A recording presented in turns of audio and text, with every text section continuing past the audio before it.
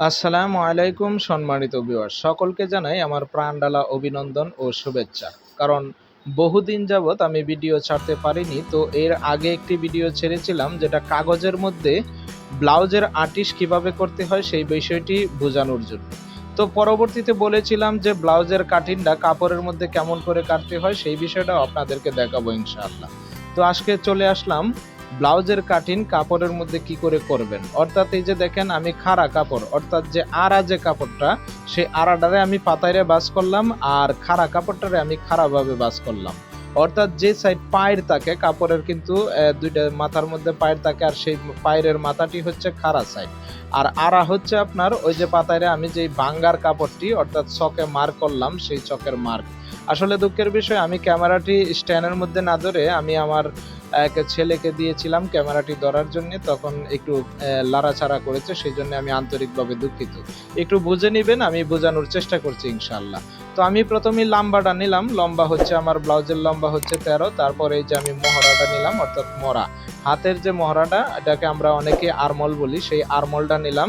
তো আরমলের নেওয়ার পরে এই যে আমি কান্দি নিলাম, শোল্ডারটা 13.5, আমি এখানে 13.5 অর্থাৎ 13 থাকবে আর কি, আমি 13.5 বাস ধরলাম। আর এই যে বডি হচ্ছে 38, সে 38-এর 4 ভাগ হচ্ছে আপনার 9.5, আর এই 9.5-এর বাজে আমি এখানে দিলাম। অর্থাৎ একটা জিনিস মনে রাখবেন, যেটা হচ্ছে ব্লাউজের বডি কিংবা কামিজের বডি, যে কোনো জামার বডি হোক না কেন 4 ভাগের 1 ভাগ আপনাকে বাস করতে হবে, আর সেই বাজে আমি নিচ্ছি। অর্থাৎ অঙ্কটা আপনাকে বুঝতে হবে, যেমন 38-এর 4 ভাগ 1 ভাগ কত হয়, 38-এর 4 ভাগের 1 ভাগ হয় হচ্ছে আপনার 9.5, আর এই 9.5-এর বাসটাই কিন্তু আমি বডির মধ্যে নিয়েছি, আর 1 ইঞ্চি কাপড় বাড়তি রেখেছি ওটা সেলাইয়ের জন্য।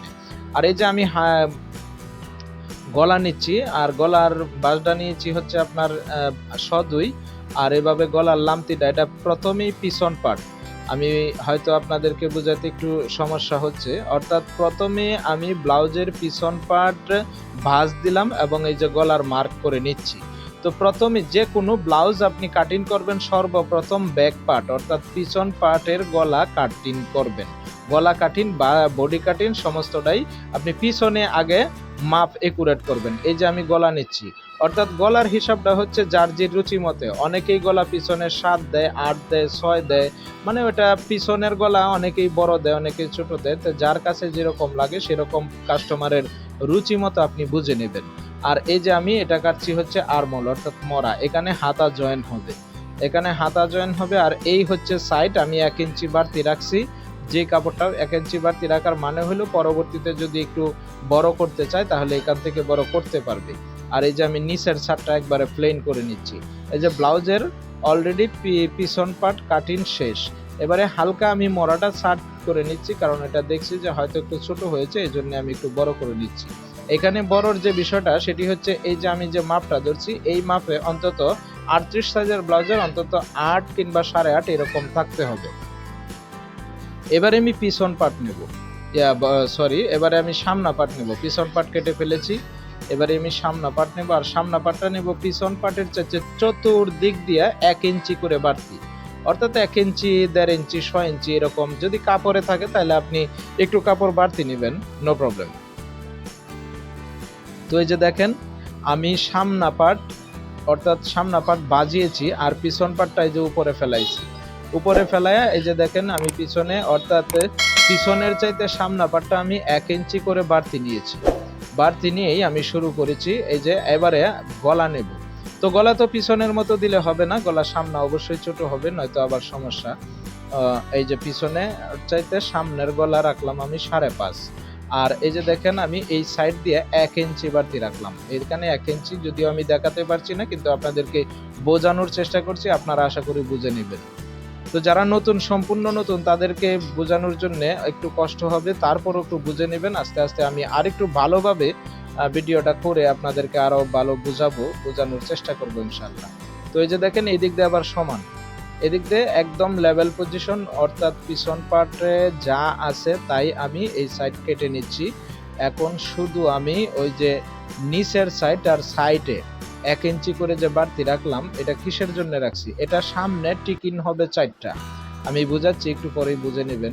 আর এই সাইডে অর্থাৎ সামনের পার্টে একটা তাল পাট হবে, আর এই যে তাল পাটটা আমি হাফ ইঞ্চি পরিমাণ কিংবা 1.5 ইঞ্চি পরিমাণ আমি ডাবিয়ে নিয়েছি। তো এই যে আমার সামনা পার্ট পিছন পার্ট অলরেডি কাটিং শেষ, আর এটা হচ্ছে সাইডের টিকিনের জন্য আমি ক্রস কেটে দিলাম। হ্যাঁ, অর্থাৎ এখানেই আমার সাইডের টিকিনের সীমানা হবে আর কি, এখান থেকেই ওটা আমি কেটে নিলাম। এবারে এখান থেকে দেখেন 8.5 ইঞ্চি অর্থাৎ 8.5 আপনি টিকিনের দাগ দিবেন, এটাই হচ্ছে মেইন দাগ। এই যে 8.5 ধরে আমি এইভাবে স্কেল মারলাম। তো এই যে স্কেল মারলাম, এবারে আপনি দেখেন ওই যে মরার থেকে একটা টিকিন হবে, এই সাইড থেকে একটা টিকিন হবে, আর এই নিচ থেকে একটা টিকিন হবে। ব্যাস, এখানে দেখেন 4টা, এই যে মিডিল, এই সাইড, নিচ, এই মিডিল। এই যে 4টা টিকিন অলরেডি হয়ে গেছে। এই সাইডে 4টা টিকিন, আবার অপর সাইড দিয়েও 4টা টিকিন হবে। ঠিক এইভাবেই, ঠিক এনে যেভাবে আছে ঠিক এইভাবেই অপর সাইড দিয়েও 4টা টিকিন হবে। এটা যে সেলাই করবে, অর্থাৎ আপনারা সেলাই করলে এইখান থেকে ধরে অপর পৃষ্ঠাতে দাগটা নিয়ে দিবেন, তাহলে সুন্দর হবে। অর্থাৎ এই দাগটা অনেক সময় যারা প্রফেশনাল কারিগর এরা দাগ দেয় না, অনেক সময় আমরাও সেলাই থেকে দাগ দেই না, কিন্তু এটা আপনাদেরকে বোঝানোর জন্য দাগ দিতে হয়। আচ্ছা, পরবর্তীতে হাতা কাটিং। তো আমার ব্লাউজের front part back part cutting শেষ। এবারে হাতা, এই যে দেখেন এখানে কাপড় আছে, এই জন্য আমি 1 গজ কাপড় নিয়েছিলাম, 38 সাইজ, 13 ইঞ্চি লম্বা। 13 থেকে আপনি 16, 17, 18 পর্যন্ত দিতে পারবেন আপনার ওই 38 সাইজের ব্লাউজ দিয়ে। আর কাপড়ের বহরটাও বেশি, এই কাপড়ের বহরটা হচ্ছে 40 সাইজ, এই জন্য হাতার মধ্যে কোনো জয়েন হবে না। অনেক সময় সুতি কাপড় কাটলে জোড়া হয় যদি 32 ইঞ্চি বহরের থাকে, আর ওটার বহর বেশি। এই কাপড়টার বহর বেশি, 40 ইঞ্চি বহর, এই জন্য এটার মধ্যে কোনো হাতার মধ্যে জোড়াতালি লাগবে না। এই যে দেখেন সরাসরি আমি এভাবে হাতার জন্য বাস, 2টা হাতা একসাথে বাস করে নিলাম, 2টা হাতা একসাথে 4 ভাগের 1 ভাগ করলাম। এই যে, আর এখানে আমার 8.5 কিংবা 8 থাকলেই হয়। আমি হাতার লম্বা দেব 9, অর্থাৎ হাতার লম্বা যে যেরকম দেয় আর কি, কেউ 9, কেউ 7, কেউ 8, কেউ 10, এটা যার যেরকম রুচি হয়। এখানে 3/4 হাতাও যদি দেন তাহলে এই সিস্টেমেই, হাতার কাটিং সবই এক। এবারে এখানে দেখেন এইখান থেকে আমি যে সেলটা লব সেটা 4 ইঞ্চি লইলাম, এটা 4 ইঞ্চি সেল লইলাম। আপনারা আশা করি বুঝতে পারছেন। এই যে আমি যে সেলটা লব, এই যে আমি মার্ক করে দেখাচ্ছি আপনাদেরকে, এইখানে আসবে আমার কাটিংটা, ঠিক এইভাবেই চলে আসবে। আর এখানে 5.5, হাতার মুখ কাটা 5.5, 6, 5, এটা যার যেরকম হয় আর কি, কাস্টমারের রুচি মতে। এই যে মার্কটা করে নিলাম, এটা মানে আপনাদেরকে হাতাটা বানানোর জন্য আমি বুঝিয়ে দিলাম। এই যে হাতাটা বানিয়ে দিলাম, হাতা অলরেডি কমপ্লিট। এবারে আমি শুধু এখানে এই যে আমি মরা শার্ট, অর্থাৎ ওই যে আরমল বলেছিলাম, ওই যে আরমল, সেই আরমলের মধ্যে ওটা জয়েন হবে এই হাতার মোহরিটা। আর এই যে এখানে হচ্ছে হাতার মোহরা। ব্যাস, হিসাব শেষ। এই যে আমার কাটিং শেষ। এই যে সাগান দিলাম, এটা হচ্ছে বাঙ্গা, অর্থাৎ এই সাগান পরিমাণ এই কাপড়টা ভাঙতে হবে, সেটা সীমানা করলাম। আর ওই যে তালপাট, ওই যে সামনের মধ্যে একটা তালপাট কাটছিলাম না, আর এই তালপাটটা হচ্ছে সামনা, অর্থাৎ হাতার মধ্যেও এটা কেটে নিলাম। এই যে বেশ কম করলাম, অর্থাৎ এটা সামনা থাকবে, নয়তো সামনে আবার অনেক সময় ব্লাউজ করলে বাজ হয়ে থাকে, এই বাজটা আর থাকবে না আর কি যদি এইভাবে দিই, তালপাট দিয়ে দিই।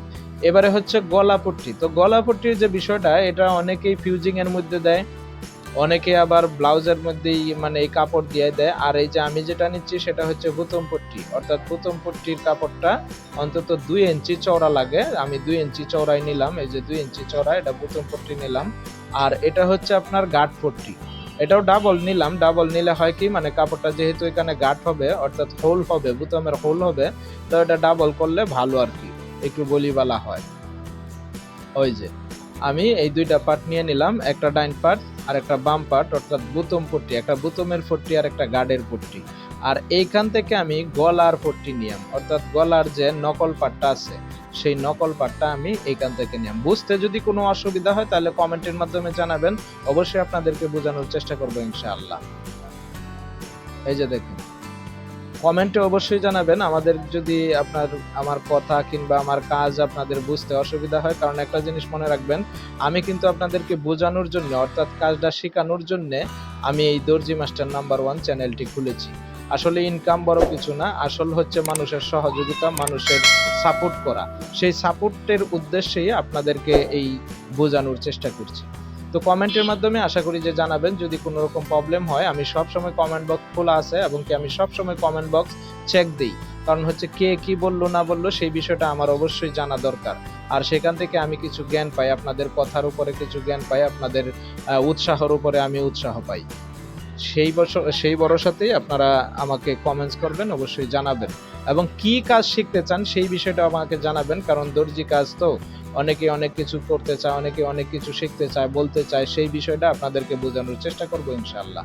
এই যে এটা হচ্ছে সামনা পাটের গলাপট্টি, এটা সামনা পাটের গলাপট্টি। আর দেখেছেন তো পিছনের গলাপট্টি কেটে ফেলেছি, অর্থাৎ ওটা কমপ্লিট। এখন শুধু এই যে সামনা পাট, ওটা সামনা পাটের গলাপট্টি কাটিং শেষ, তো মোটামুটি হয়ে গেছে।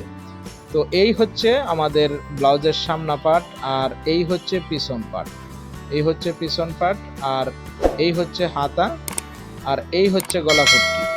তো এই হলো আমাদের কাটিং, আর এইটা মোটামুটি শেষ। তো সকলে ভালো থাকুন, সুস্থ থাকুন, সেই শুভকামনায় আজকের মতো বিদায় নিচ্ছি। পরবর্তীতে এই ব্লাউজটার সেলাই দেখাবো, সেই অপেক্ষায় থাকুন।